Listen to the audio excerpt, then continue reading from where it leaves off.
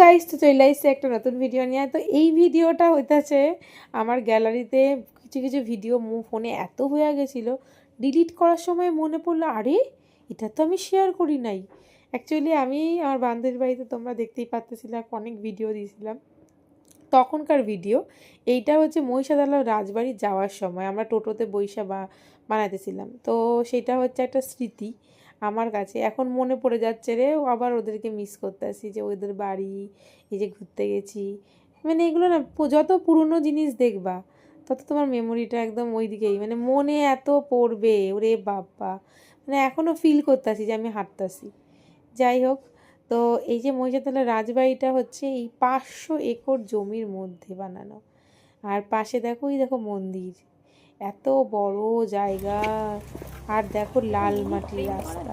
হ্যাঁ ওটা তো বিশাল, এখানে আসে তো লোক। আবার এই বাগানটার নাম লোকে দিয়েছে, সেটা হচ্ছে প্রজাপতি বাগান। আমি তো শুনে অবাক যে প্রজাপতি বাগান, এটা আবার কি? মানে নর্মাল প্রজাপতি পাওয়া যায় না, এখানে হচ্ছে জোড়ায় জোড়ায় কাপড়রা আসে বলে তাই নাম দিয়েছে প্রজাপতি বাগান। বিশাল ব্যাপার। তো দেখতেই পাচ্ছ চারিদিকে একদম শুনশান জায়গা, বসে গল্প করার জন্য মাস্ট। যারা মেদিনীপুরের লোক তারা ওখানে বসে গল্প করে। আমাদের কাছে তো ঘোরার জায়গা। তো এই যে দেখতেই পাচ্ছ কি সুন্দর। তো আমরা সবাই হেঁটে হেঁটে যাচ্ছি, আমি তো একদম ভিডিও বানাতে যাচ্ছি। তো আমার ফোন থাকলেই দেখো লাল মাটি দিয়ে হেঁটে এখন এইরকম লাগছে। আগাম ছাড়া সেই রাঙা মাটি পথ, আমি এটা ছোটবেলায় নাচ করেছিলাম। যাই হোক, ভিডিওতে ভেতরে কি কি আছে সেটা তোমাদের আগেই পোস্ট করে দিয়েছিলাম।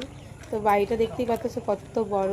তো তোমরা এসে এখানে ভিজিট করতে পারো। তো টাটা, বাই, লাভ ইউ, ভালো থাকো।